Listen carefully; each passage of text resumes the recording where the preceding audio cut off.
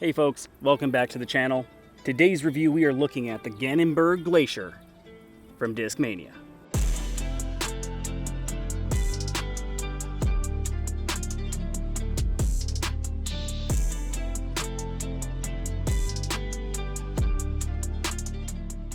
First, I just want to give huge props to Gannon Buhr for winning his first world title.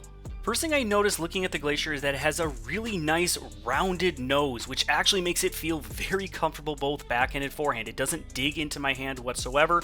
Also, it has a high shoulder but a very flat flight plate, meaning that it does have a semi-deep feel to it. For this plastic, it is extremely grippy, pretty flexible, both things that I really like. Now for backhand, because it has that rounded nose and also that high shoulder, as you can see, it fills my hand, but that rounded nose, it doesn't cut into my hand. Backhand or forehand, it doesn't cut in. It feels incredibly comfortable, and since the plastic is on that kind of softer, flexible side, that just helps with the comfort level, as I don't have to worry about this thing cutting into my hand at all. For the flight numbers of the Glacier, it is a speed 5 mid-range with a glide of 5, turn of 0, and a fade of 2. Now, being a player that throws on a great rip 320 to 330 max, I have to say that these flight numbers are almost spot on for my arm speed.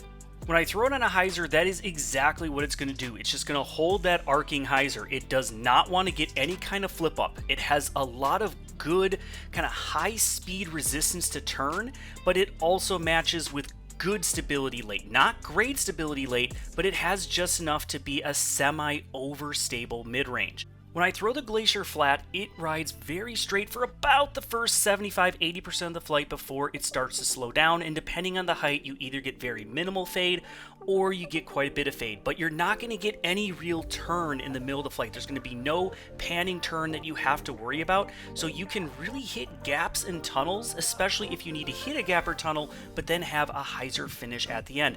And once you do start putting this on a slight anhyzer line, look at how much it likes to hold that turn, hold that pan, that angle, before then at the very end of the flight, it just barely starts to level out and then gets a little baby hyzer. And then once you do start putting it onto that extreme anhyzer line, you're going to get a nice big pan. It will level itself out depending on the height and will try to fight back. But if you're in the woods and you need to get around something, you know that you can throw this on that anhyzer line. It'll hold a bit, but it's not going to fully turn over.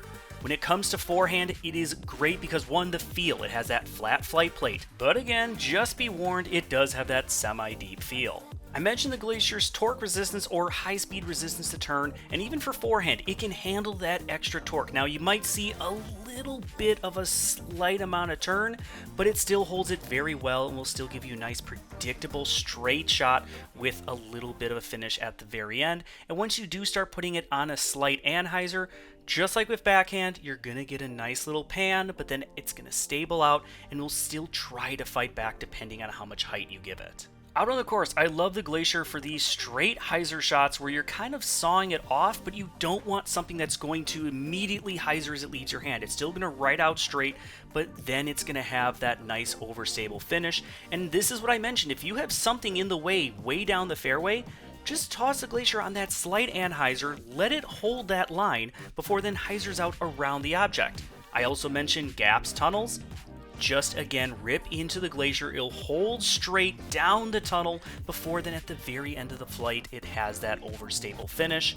When throwing forehand, you can get it to hold these nice straight forehands down a tunnel with minimum fade depending on the height you give it, or you can throw it out high like this just on that hyzer line and you can trust that it's going to hold that hyzer angle. The Glacier is also pretty forgiving. Even if you miss your angle release and shank a shot like this, you can see it level itself out so that way it doesn't turn into an accidental thrower.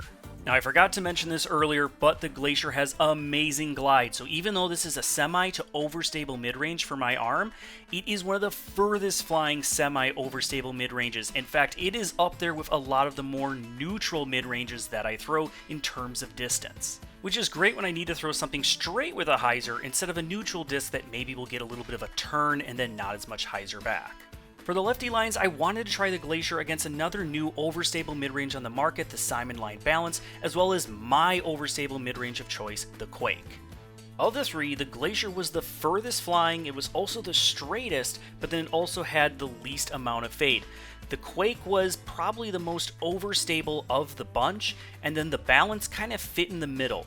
It didn't actually go nearly as far as the Quake, I just don't know if it didn't have as much glide, since it just really wanted to get to the ground faster than the other two. Overall, the Glacier is not the most overstable mid-range on the market, and far from it.